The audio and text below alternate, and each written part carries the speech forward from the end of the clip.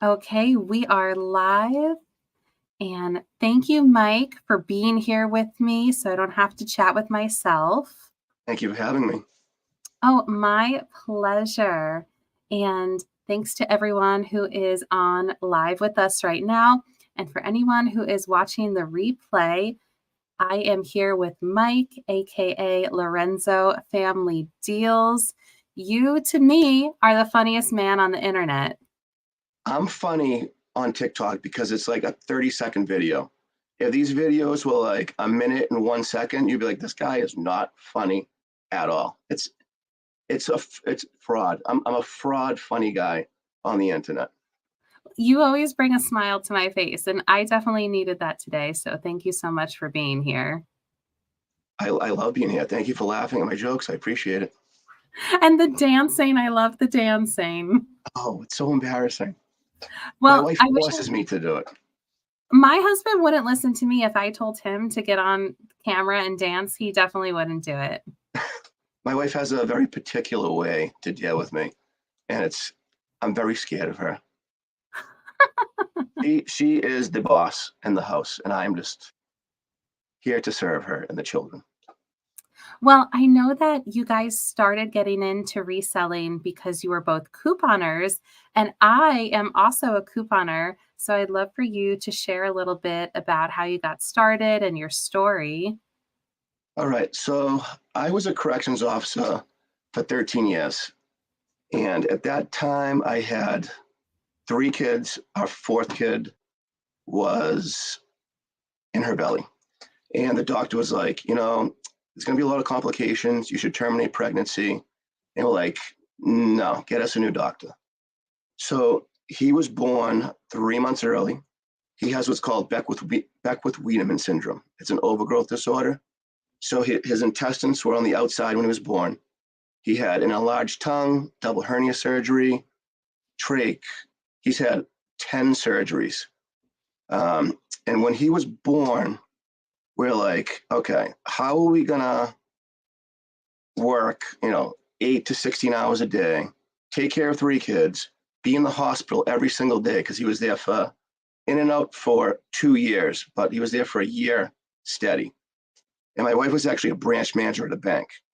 So we're like, okay, I'm going to leave the jail. I'm going to cash out my pension. I'm going to start my own business, and I'm going to take care of the family. So I actually started a crime scene cleanup business, and I completely failed. I almost spent my entire pension on this, and we're like, okay, now we're panicking. Like, how are we going to make money? So we had very little money in the bank, and I'm like, okay, I'm going to watch some YouTube videos. I'm going to figure out how to resell. So we looked a little bit into that, and let me back up a little bit. My wife was at Target, and this lady had like tons of household products, and she paid like $4. My wife's like, wait a minute, whoa, whoa, whoa, whoa, how did you just do that? And she's like, I coupon. My wife's like, show me how. So she showed her, and my wife came home with, and I still got, give me 1 second. I'm right here. I have this hung up in my man cave. So this was her first couponing transaction.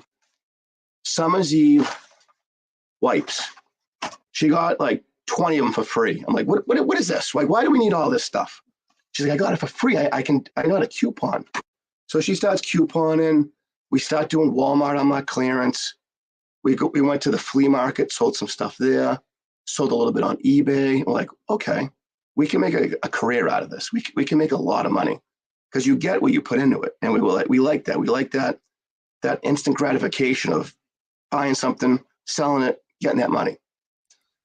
So then, excuse me, sorry, I've had bronchitis for like 4 weeks, but I'll get past it. But we started selling her stockpile at the flea market. We started buying storage lockers. We went to the thrift stores. And then I seen on social media, Amazon. I'm like, I could figure this out. So I looked into it and I started buying stuff. And a lot of it was profitable. Some of it wasn't, but we figured it out. We worked out the kinks. We got through it. And now we're here 4 years later, almost 5 years later, making a full-time income, selling on Amazon, eBay, Facebook, flea market. I mean, we can make money in so many different directions, and it's amazing. Like I never miss an event at the kid's school, never miss a doctor's appointment. If I want to hustle and make like 2 times what I used to make in a week, I can do that.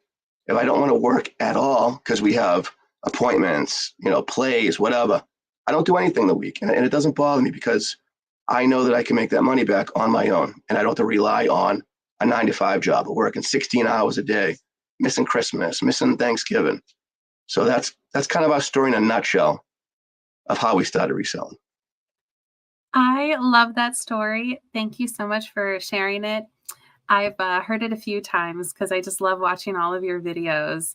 And that's really funny because I actually forgot about the crime scene cleanup business. uh, this bigger company just swallowed me up and spit me out and chewed me up.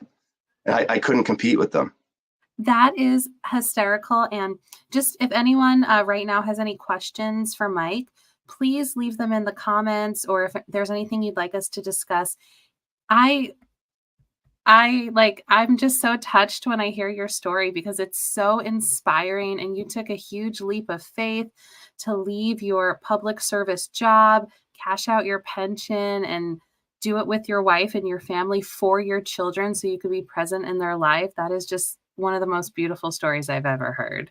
I appreciate it. Like, I don't really take a lot of time to reflect, but when I do, like, I could start tearing up because I'm like, holy crap, how do we like overcome this? Like, we spent so much time in the hospital, and when you really think back on how you got here, it's crazy. It really is crazy. But anyone that's struggling, you just gotta go for it. The worst thing that can happen to you is you're gonna fail and be in the same spot you are. But it could work. It could actually work, and you could be successful. So you might as well take a leap of faith, believe in yourself, invest in yourself, and just go for it. Yes, and it's crazy because when you tell your story, I feel like our stories are similar, and I see a lot of similarities between my family and your family, and so you're very inspiring to me. And I actually used to work for an environmental services company, and I did hazardous waste removal. Wow, So it's funny when you mention crime that's scene cleanup. that is funny. That's funny. And how many years did you work there before you left and started reselling? Ooh, I was in corporate America for probably about 15 years. I started as a customer service rep, and I traveled all over the country. And one of the companies that I worked for, their headquarters was actually in your backyard in Norwell. No kidding, huh? Yeah, Not so I not I far. was there. Yeah. And I noticed as a customer service rep that all of the people who made the big commission checks were the sales reps. So I wanted to be sales. I wanted to work in sales. So I worked my way up to sales. And I just loved being an individual contributor where I could see if I sell X amount, my commission this month is going to be this amount. Right, right. And so that's very similar to reselling. I know if my revenue for whatever I sell is going to be this, I'm going to make this in profit. So I love any kind of business model that's modeled like that. I love it too. The harder you work, the more successful you can be. I mean, that's the best feeling in the world. Like working a regular 9 to 5 job, the harder you work, the more work they give you, and the less work that they give some lazy person. It's crazy. It's crazy out there. It is. It's very, very frustrating. And especially when you have young children, we both have children who are around 5 years old. It's hard because you want to be there for them. That is the hardest part about this. Like they don't understand that I could be gone for 16 hours a day and not see them, you know, at all really. Like twice a week I might see them, but I'm home. So they like, okay, dad can play, but I can't. I feel bad when I have to tell them like, you got to go upstairs. I have to do some work right now. But on the flip side, it's amazing always being around your kids. And, if anything pops up, you don't have to check in with someone to go to a doctor's appointment or their school function, or you're always available for them. And they're not going to realize that right now, but hopefully when they're older, they're like, wow, that's pretty amazing that my parents were around you know, all the time when I was growing up. Yes, I hope that they look back on it and think the same. And it's funny because I actually started couponing long before I got into reselling. I saw the show TLC Extreme Couponers. Were you on that show? We were not on that show. We actually were asked to try out for a reality TV show for a couponing one, but we were just so busy that we turned it down, and they could not handle Nicole. They couldn't handle my wife. I know they couldn't handle her. She's too wild for that. She's too wild for cable TV. She needs like a like a Netflix show, you know. She does. That would make great television. It would. So do you still coupon? I do, and I don't have as much time for it now that I'm a small business owner and I have multiple small businesses because it is a full-time job to have a stockpile and find all these coupon deals, but I love doing it. It's very satisfying going to the store, getting, $30 worth of items and paying 3, 4, $5 for those items. Yes, and then it allows me to have a large stockpile for my family or donate if I want to friends, families, any kind of Yep. organization. So, especially in this economy, it's so important to save money because I've just seen the prices of things skyrocket like crazy. It's true. And you know what? Couponers get the worst rap on social media. People like save some for the rest of us, like stop hoarding it. But most couponers donate more of their stockpile than they sell it or keep it. They get hooked. They get hooked on the coupon part, getting all the stuff, and then they donate it. We've donated to so many different places, but we don't. You don't make it public. You don't announce it. You just do it out of the goodness of your heart because it feels good to give back to people. Oh, for sure. And then once your friends and family are around you, they just know. I had a neighbor over the other day and she's like, "Do you have any deodorant? Can I have some?" And I said, "Of course." Do I have any deodorant? Yeah. Step into I my got office. I never pay for deodorant, right? That's one thing we never pay for. Toothpaste, deodorant, pads. We got it all. We got it all in here. That's so funny.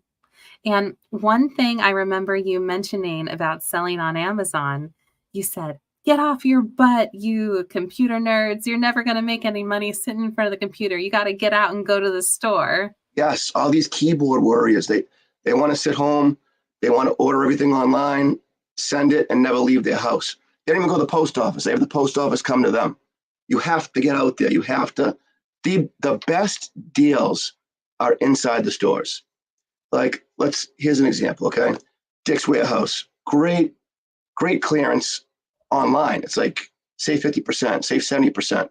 But if you go in store, you'll get 90% or even more in some cases. And those deals aren't advertised. They're just in the store. They're those one-off deals that you're not going to get on the internet. You need to be in the store to find those deals.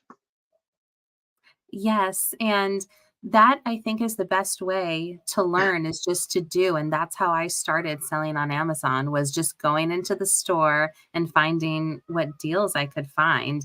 And then after a while, I decided, well, I want to buy back some of my time and now I'm going to learn how to source online and maybe buy wholesale, but before that, the best way is just to go in store and there's some crazy margins too to be had. Absolutely. And there's nothing wrong with sourcing online. I just kind of joke around with that. But like you said, the best way to learn is to get in the store and learn that way. Like excuse me, when I first started, I would scan up and down the aisles. It would take me so long to find profit because you don't know any better. But the more you're in those stores, the easier it becomes. And now you can go online and use that knowledge to find these deals online. Yes, absolutely, and it just every time you say something, it's so funny, and you crack me up, so I always remembered that, but I agree with you because I think that it stops a lot of people from getting started because even if they're like, "Well, that's not the business model that I wanna do," because there's so many different ways to sell on Amazon, I feel like it really is a great way to learn, and what is holding me back right now in my business is I'm wanting to do some more wholesale, do some more bulk buying, but now I have to spend a lot of capital and the returns are much lower than what I'm used to. That's the toughest part. So my personal margins, it has to be 40% ROI or greater, and 40% is low for me. Like I'm used to 80%, 200%, just because we've been so spoiled in the stores lately. Dick's Warehouse, Kohl's, Sierra, Lowe's, like even some of Walmart stuff. Even though those prices tank, and I'm not a big, I don't really source a lot at Walmart for Amazon, even though a lot of people do. That's just not my cup of tea. But those margins are so juicy in those stores. But then when you source online, you're like 20%. Okay, I'll take that. Or if you do wholesale, 10%, whatever it may be, 15%. Those margins are tight. But the convenience of getting all that at the same time isn't bad either. You just need that capital. Yes, and you had mentioned Walmart hidden clearance. So this is how I started my social media, is Walmart hidden clearance. And that, like, Walmart hidden clearance is great. There's some really good deals out there, but not all clearance is good clearance. A lot of the stuff, you might find a Lego set that you're going to get $20 profit on, you think, but every single Amazon seller is buying those Legos. So by the time you get it home, you package it up, you ship it, Amazon processes it. Now you're looking at $10 or $5. And those margins get really tight when you're sourcing it at Walmart. You have to be the first person to get that in to get some profit. Yes, it's all about speed and timing. Yes. And don't get me wrong, you can find some great products there, but 75% of them are going to tank. And there's better ways to use your time, in my opinion. For sure. And what are your thoughts about selling on Walmart, actually? I've thought about it, but I'm like, okay, can I take on something this big? Because Amazon's a big platform to sell on, and Walmart is a big learning curve. It's just like Amazon. I think it's great. I think if you're going to source Walmart hidden clearance, you should absolutely sell on Walmart. It just makes sense. I know somebody that does it, and he does really well. I just don't have the time or patience to learn a new platform right now. What do you think about Walmart? I completely agree. I actually applied and they denied me. Bastards. I know. I'm going to reapply though. I'm not going to let it stop me. I'm not going to give up. Definitely definitely give it a try. So, Definitely. and I like that you could do merchant fulfilled or Walmart fulfilled. And I heard once you get the hang of it, it's actually easier than Amazon. I'm sure it is. I'm sure it is. Walmart, I mean, yeah, Amazon's really tough. If you think about it, think about all the stuff you learned. Well, Amazon's crazy. Some of the stuff, figuring out the fees, figuring out where your money is going. We're putting so much trust in Amazon because there's no way you can figure out where all your money is legitimately going. You have an idea, but it's very tricky. Like, why are there 10 listings of this? Why is this restricted red? This is, restricted. Why is this not restricted? Why, there's so many questions that just make your head spin that it takes time to figure out. And once you get over that hump of 3 months, it's easy. But when you start, you're like, what is this? Get me out of here. And I'm sure Walmart's way easier. So they say, right? So they say. And I think, hello to all of our live viewers. hello. I think the best platform to start out is eBay. And the reason I say this is it's slower paced. It introduces you to sourcing, how to ship, and you're going to take some beatings on the shipping. Everyone does it, but it's like you're paying for a class, you're paying for a course. You're not going to make that mistake again, by shipping, by not charging shipping or charging $6 for shipping. It's all a lesson and it's going to help you out in the long run. So don't look down at yourself for making mistakes. Just learn from them and think of it as you're paying for a class. But eBay is the best place to start, in my opinion. My husband is a longtime eBay customer. He loves eBay. It's great because it's used, it's new, and it's never going to die. People say, oh, eBay's dead. It's never going to die. I just recently started relisting on eBay, and I think I have like maybe 70 listings right now. But I had like 11 sales today. I'm like, I'm not even trying here. And I'm just like, every day it's 5, 10. You just have to know what to buy. I mean, it's this. So, all right, let me, this is what people's biggest mistake. They're so focused on, I have to get 1,000 listings. If you're able to list 1,000 items, then you're selling crap, because the items that I list, the most I've ever had is maybe 400 listings, and they sell so quick because I'm not going to the thrift store picking up, you know, a roll of tape and trying to sell it. Just because you're listing stuff doesn't mean you're doing a good job. You need to look at the sell-through rate. You need to look at how many are listed, how many have sold in the past, you know, what you're buying it for. You know, there's so much information out there that you need to focus on good products instead of going, you know, too wide, too deep. And a lot of people are so focused on that 1,000 listing thing, and it drives me nuts. Yes, and big debate for eBay. Do you make the customer pay for shipping or do you cover the shipping? I cover the shipping. I add into my cost. People see free shipping like, oh, it's amazing. Even though I'm charging $25 and this guy next to me is charging 20 plus 5 shipping, it's the same price, but they see that free shipping. It just, I feel like people just are more comfortable ordering that way. And have I been burnt before? Twice. I've been burnt. I had a package go to Idaho and it cost me $80 to ship. I tried. It was a big truck, like, and it fit in like an 18 by 18 box. I'm like, maybe $30 to ship, no problem. $80. I tried pirate ship, tried box in a bag. I tried FedEx. I tried everything. I'm like, I'm just eating it. It's just one of those things. They must have had to take a friggin' horse to this guy's house because the shipping was crazy.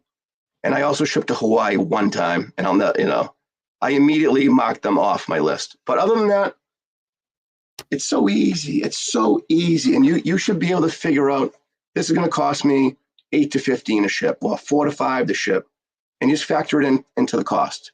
And if you take a loss, you take a loss. It's part of business. Absolutely. And for anyone who doesn't know what we're talking about, what are we talking about, Mike? Everything, whatever we want, whatever we feel like talking about. We're talking about eBay, Amazon, you know, any selling platforms, social media, whatever we want to talk about here. Feel Yeah, we're free talking about to throw a topic out there in the chat. yeah, we're talking about making money online, living the dream. So here's a question for you. So you are a successful Amazon seller. You sell a little bit on eBay. How do you plan on growing your social media, because that's taking off? And how do you plan on growing your Amazon business in the next 5 years? What are your plans? I'm just going to try to be consistent. So if I could do a little bit more each day, then I'll be happy with that, right? 1% each day will make me better all around. Very true. Very true. And something I see behind you is a TikTok poster. Yes. So I used to bring this to the flea market, and I would hang it on my truck, and it would bring people over, and it would bring up a conversation. They'd start buying from me. They'd start following me, and it was just a conversation starter. That is really cool. Yep. Not too Something I bad. want to do is I've seen TikTok shop, TikTok affiliate. I've seen like 3 different business opportunities on TikTok. I can't even make heads or tails of it. It's tough because you don't want to bother your followers. You don't want to like be, okay, can you buy this? You're just begging these people to buy stuff. But some of it's good. I mean, there are people out there making tons of money, and that's great for them. It really is. I feel like I'm bothering my followers. I feel like I started social media to help people, to show them how to save money, to because I've seen people, charging for courses, and that angered me at first. But now I think about them like, they have a lot of knowledge, took a lot of time to get there, so it doesn't bother me anymore. But I try to think why I started doing this, and I just can't bring myself to ask my followers to buy, a friggin' toilet scrubber or something like that. You see all those crazy videos out there. But now I have a backup account, and I warn them I'm going to start throwing just rubbish out there and try to actually cash in on this TikTok shop. That is so funny. I seen some people selling some really cool stuff on there actually. Have you tried it yet? Well, I haven't. I've bought some stuff from there because it's so convenient. It is. And I got those coupons and stuff, but I feel like a lot of it is like Alibaba stuff. A lot of it is, yeah, it's I can't speak to the quality of it. I don't think I've received anything in poor quality, but there definitely is an aspect of, imported versus ex you know, Yeah, locally made goods versus imported goods. It's not always the same. right. But And oh, sorry, go ahead. no, go ahead, go ahead, go ahead.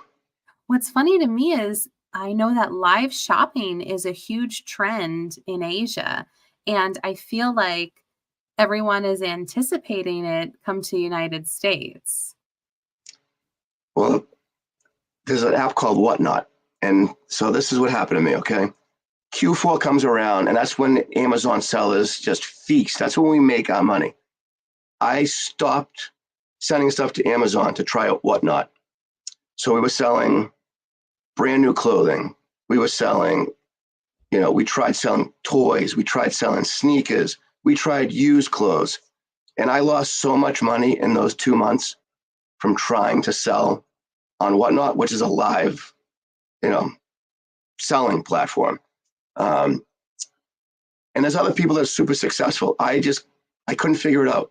And you might be able to figure it out. Someone else might be able to figure it out because there are people making a lot of money, but it's just something that I was not good at. I tried it for about 2 months, and I just had to move on to it. Back to basics, back to Amazon, eBay, flea market, back to what I know how to do. But What are your thoughts on making your own products? I'm too scared. I want to do it so bad. That's like every Amazon seller's ultimate goal is to do private label, to sell their own products. But there's so much there's so much risk. There's so much, advertising. Is you getting a good product? Making connections overseas. It's so much to it that I'm too scared to risk, $5,000-$10,000 on trying something out at this time. Eventually, I'm definitely going to try it out, but I'm just not ready right now. Have you It's a have you whole tried it nother yet? I'm going to. I mean, actually, technically, I can say I am a private label seller, a newly private label seller. That's awesome. And before that, Amazon actually emailed me. And this is why it's so important to check your emails. And sometimes I'm not good at this, where they could just get lost in a sea of other emails. Amazon emailed me giving me $500 worth of advertising credits. Wow, that's So I set up some PPC on just like the regular stuff that I sell. that's awesome. Yeah, getting your foot in the door is the hardest part. I mean, hopefully the first product works out great, but if not, you're gonna learn lessons. You're just gonna better yourself from it. You're gonna, improve. Every product that you make, you're gonna do better every single time. It's awesome. Absolutely. It's a learning experience. Absolutely, definitely. And I see some people who do make their own products And it's funny to me because they go straight to Etsy or wanting to have their own store like on Shopify. And I feel like sometimes Amazon gets overlooked, where Amazon, half of the internet shops on Amazon. It's the biggest platform in the world is Amazon. It's everyone is shopping on Amazon.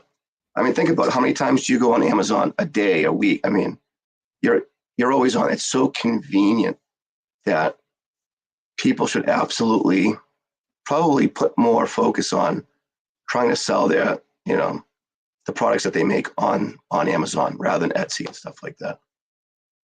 Yes, because all the eyeballs are right there on Amazon. People's biggest fear is the fees, like the fees, the fees, the fees, and they can't get past that. They can't see that. Okay, yes, the fees are very high, but it's the biggest platform in the world.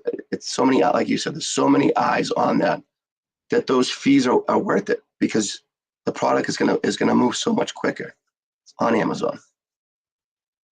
Yes, and you had mentioned sometimes you do take a big risk when you're sending stuff in. I actually had some shipments get lost and I didn't even realize that anything was missing from my inventory. And I have a wonderful VA that works with me, and she was asking me, "Do you have invoices? Do you have receipts for this? I have to file a claim for this missing inventory." It's And I crazy. was shocked. I was shocked and I said, Excuse me, what?" It's so tough to track everything. It is. So if you're not organized and on top of it, things can happen like that. And then they only give you a certain window to file a claim. So she's been doing this for a long time, the lady that works with me. And she said, okay, well, we have, I think it was 18 months to file a claim. Well, I guess Amazon just updated their policy, which they're always doing. They're always changing things and updating their rules and regulations. Now I believe it's 9 months. So now I'm having to go back from the whole year and make sure that everything that I shipped, Amazon actually received. It happens all the time. Like I'll send a shipment in 6, 7 months ago. Then I look at my stranded inventory. I'm like, how the heck is this here? Like, or they'll just randomly send me a box of untouched merchandise that I sent to them months ago. I'm like, and I don't even look into it because I'm like, there's nothing I can do about this, and I know I should. And you have a VA, which is super smart to utilize. Yeah, well, she does like claims full time. That's her full time job for another seller. And she just works for me part time. And so I had her doing some other administrative tasks. And so I finally accepted her help for my claims, which it's really hard sometimes to delegate work and to accept help. That's something that I have trouble with, but I've been trying to be better with. I can't do it yet. I am so like I'm set in my ways that I'm like, okay, I don't want to hire someone to shop for me. Don't want to hire someone to package for me because I know I do it the right way. And I know it's wrong, but I'm like, I don't want them to screw this up for me. And I'm sure that it would be fine if I taught them. But that's my biggest weakness in this Amazon game. I totally get it because I'm the same way. And I saw this statistic lately where this woman was explaining that even if someone could do the same tasks you're doing, maybe they're not going to do it 100% like you do it. But if they do it 50%, then that's better than 100% because then you can be putting your time somewhere else. That's great advice. It's so true. So true. I know. And you got to think about it. Like some of the packages that I received, like I ordered a shirt, balled up, thrown in the poly bag, and I didn't even think twice about it. I'm like, hey, whatever.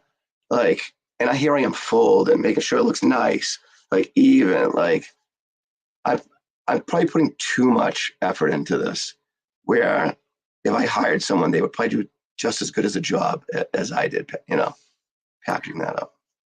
I admire that though, because then, no one can give you a bad review. You know that you package your stuff to your high standards. That's something I could respect. And that's something that my husband feels very strongly with. He's a perfectionist. So he makes sure everything is clean, crisp. He's a hardcore rule follower, so he wants everything done a certain way. Love it. That sounds like me. Yeah. But Yeah, it's like Amazon can shut you down no matter what. So if you got to play by their rules. You have to be very careful. You have to play, follow the rule book and do what's right. Otherwise, you can lose your account like that. you can, and I've seen, people leave some reviews and sellers get bad reviews, and those could add up. Like, oh, this box was all busted and not even taped and yada yada. I actually, it's really funny. I had a FBA order, and the customer said, I never received the item. It was just an empty box. So I don't know if Amazon actually shipped them FBA something they didn't package the item, or if you never know. Sometimes the customer is on Amazon. Ooh, sometimes, they're game in the system. So who knows, but it's really funny. Yeah. So we have a question. Do you think even if you fold a shirt and bag it, it will reach the customer that way though? The seller probably folded it too. What do you think, Mike? Absolutely. If you pack it up, you put it in a clear poly bag with a suffocation warning label on it. And it's nice and tight. And you put that bag in a poly bag, nice and tight. It's gonna be delivered perfect. Yeah, absolutely. If you take the time to package your stuff nice, whether it's FBM or FBA, it's going to show. Definitely. And something that I'm trying to be better about for the new year is my receipts. I was just balling them up and throwing them or putting them in a file folder. And today I'm so proud of myself. I did some RA with my husband and my son this morning. And when I came home, I just took a picture of the receipt on my phone to document it for record keeping and tax purposes. And then I threw out the receipt because I have a picture of it. It seems so simple, but like it's so hard to remember that. And it really is. Like I got a box out of. Oh yeah, here it is. Hold on. I boxed them up. Here's one box of receipts, right? 2023 receipts. And I just ball them up and throw them in here. I have like 4 of these boxes, and they're tight. But taking a picture and having it saved is like, good job. That's good stuff right there. Thank you. I'm really trying to work on it. Use iPhone notes and make a PDF before you leave the queue. Apps. I love the Notes app on my iPhone. Are you an iPhone user, Mike? I use the iPhone, but I am so non-tech savvy that I have no idea what you're talking about right now. The Notes app, it's like the best app on the iPhone. Well, talk to me. What is it? What are we doing here? What's it do? You could just put notes for anything. I put my meal planning on there. See, and you can scan documents in there, actually. really? Yes. I'll check it out. I'll definitely check it out. For me, I am an organized person, but when you get overwhelmed with all this stuff, it's really easy for everything to go downhill really fast. Definitely. Absolutely. And I didn't have a good system for scanning the receipts, so I kept going around in circles because I was like, do I scan them in QuickBooks? Do I scan them in the Notes app on my phone? Do I scan them in Google Drive? I wasn't sure what would be the best process to set up and then what best system to do. And so instead of being so indecisive and not doing anything, I just figured something's better than nothing. I'm just going to start with one thing. And if it doesn't work out, I'll just change my process. That's great, though. I mean, yeah, I bought a scanner, like a receipt scanner. Paid like $100 for it. I've used it 0 times. I've had it for 3 years. I've used it 0 times. Like that's good though that you're taking action to this. Thank you. Maybe you'll hook it up and you'll make it part of your daily routine. I won't do it. I won't. No. I rely on my wife to do this stuff. Like I'm like, please just do like the organization part of it. You know, it's just not in my it's not in my nature. It's overwhelming. It can be very overwhelming. And then I'm cussing myself out when I get like a they said I had fraudulent sneakers, so I had to find the receipt. And I'm digging through boxes. I'm like, I should be organized. Like, why am I not organized? And here I am, just digging through for hours. But That was yeah, one of the reasons why I told myself I need to set up a better system, because sometimes you do get those IP claims where customers, for whatever reason, or Amazon, they're like, nope, we need to see chain of custody. We want to see that these are legitimate. And unfortunately, I think it is a lot of the overseas sellers. There's a few bad actors that is just uh, ruining the market for all of the honest people. definitely. What are your strengths as an Amazon seller, and what is your weakness as a seller? Ooh, what are my strengths? I think that I have a good eye for an opportunity, or I see an opportunity everywhere. But that's also a weakness of mine, because then I get overwhelmed where everything's an opportunity. I feel you. I can feel that. What would you say for yourself, Mike? I am I'm pretty good at sourcing. Like I can go in a store and just like walk in a random direction, even though I've never been in the store, and I just come across profitable stuff.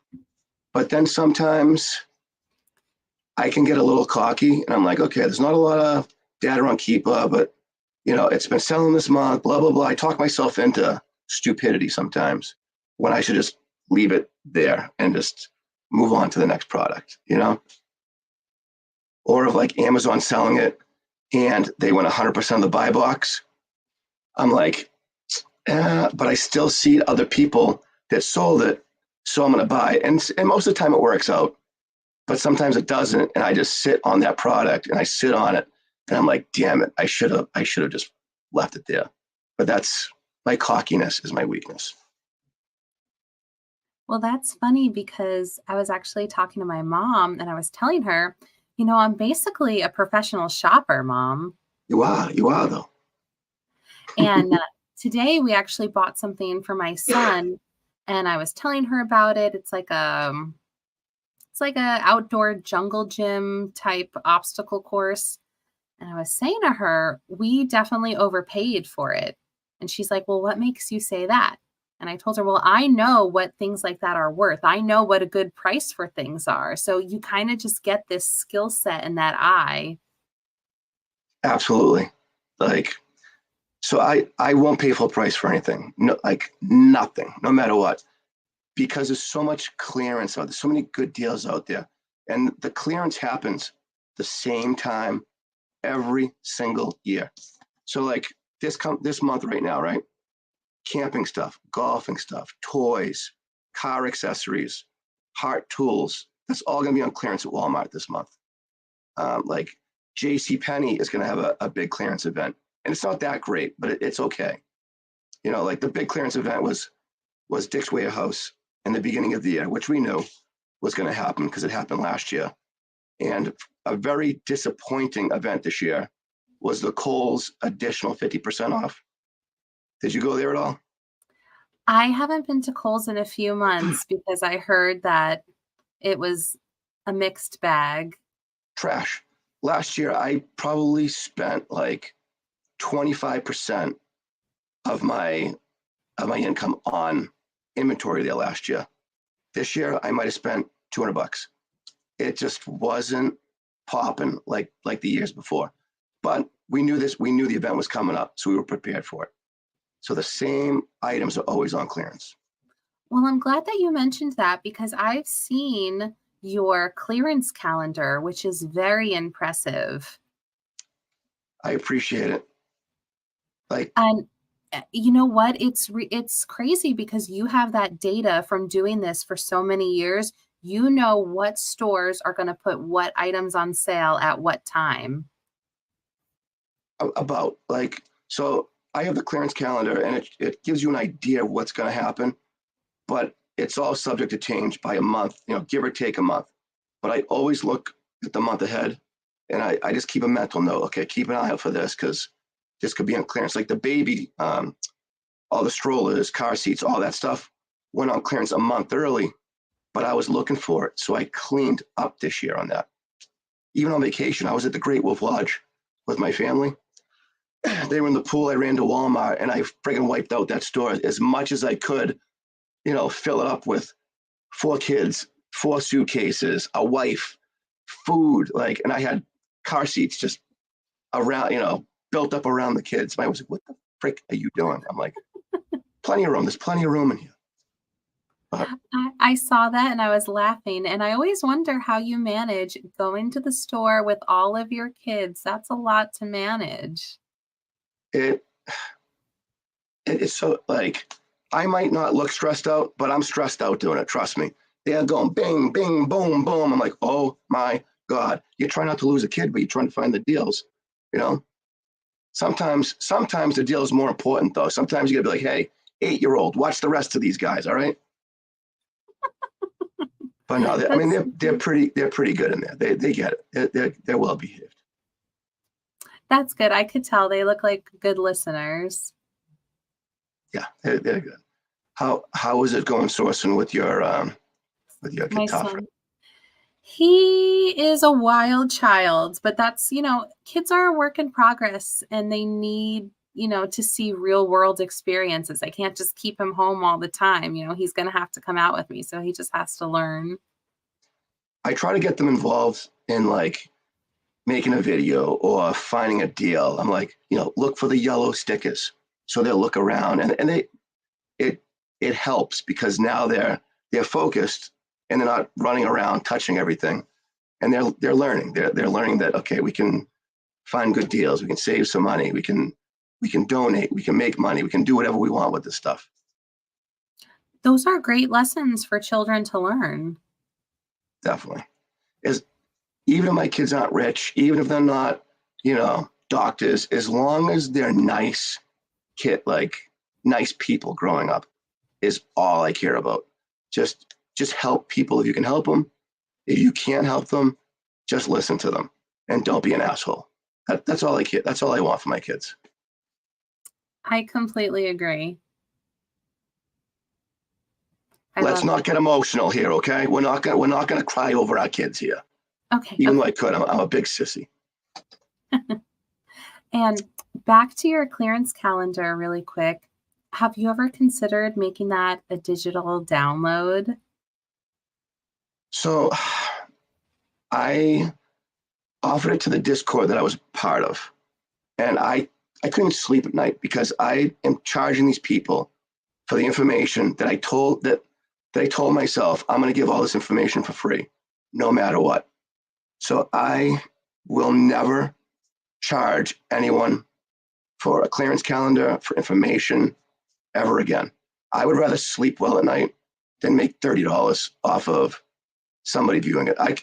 In my and my voice is shot here. I'm sorry, but my mind frame is I can make money through social media off the bigger companies like Ollie's, Lowe's, or home, wherever, rather than poor single mom with 4 kids by herself that's struggling, and I'm going to take $30 from her. Please, I'll make my money somewhere else, and I would rather help people out and just give the information out there for free. I admire that and I can definitely understand. And those brand deals that you do are quite impressive. How do you have any tips for securing those kinds of partnerships? Yeah, don't sell yourself short. So my asking price, and I'll just be honest with numbers, I always start at $5,000 for a video. Like all these came back and they're like, how about 250? I'm like, get out. But I'll accept 1,000, but no less than 1,000. It took me 3 years to get where I am, editing, making videos, researching. Don't sell yourself short. You're worth at least $1,000 a video.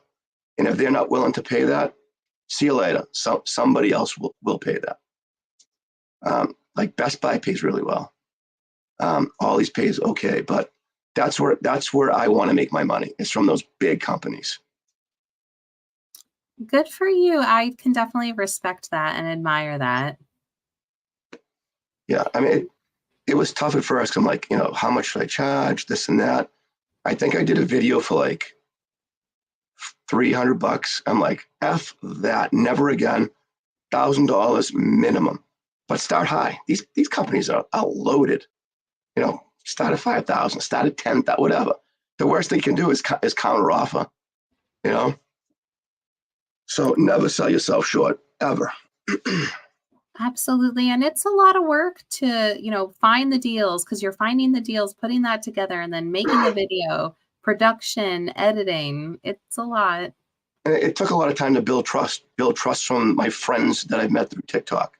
If I'm going to make a video for $200 and tell them this is the best chicken Caesar salad I've ever had at this restaurant, and they go there and it's crap, then you lose all credibility. So you have to stay true to your audience and yourself. I mean, not even audience, they're like TikTok friends now. Like, I hate when people say, oh, they're my followers. Your followers, dude. Like, these are people that you should consider a friend, like, not followers. I love that. I feel like you're my friend. Yes, absolutely. I love it. I love that I met you on here. And it was seriously all organic. Like I was literally scrolling TikTok. I'm like, who's this guy dancing? You got to bring up the dancing again, huh? And you throwing some Rubbermaids around. Hysterical. Oh my God. So embarrassing. I love it. Maybe I'll do one more. We'll see. You gotta keep it up. You gotta keep it going. But now I'm trying to do the 60-second videos, no music, because that's another way to make money now, is through TikTok by making these types of videos. And they're boring. I like the music in the background. I like the quick 20-second videos. I feel like I'm dragging this information out for 60 seconds so I can make a couple dollars. But Well, did you hear that the average person now has like an attention span of a goldfish? it's crazy. If you watch Coco Melon, they switch screens every 3 seconds. It's a different picture. Is that on Netflix? Go on YouTube and just type in Coco Melon. Oh, okay. Coco Melon. Ugh, it's crazy. It's like boom, boom, boom, and now that carries over. I mean, I do it myself. I'm like next, but society's just going downhill. But I'm part of it. Oh, yeah. Crazy times ahead of us, but thank you so much for adding so much value to this community and being such a great example. I love following your journey and everything that you do. Well, I appreciate it, and I am excited to see you go from here all the way up to here, because you are an up and coming TikToker, social media influencer, Amazon guru. You're on your way up, and I love to see it. Thank you. I appreciate that. And thank you for everyone who is watching this live and for anyone who is watching the replay. If you have any comments, please leave them down below. I'm going to end the stream, but stay on with me, Mike, because I want to chat with you about one more thing. And have a great evening, everybody. Bye, everyone.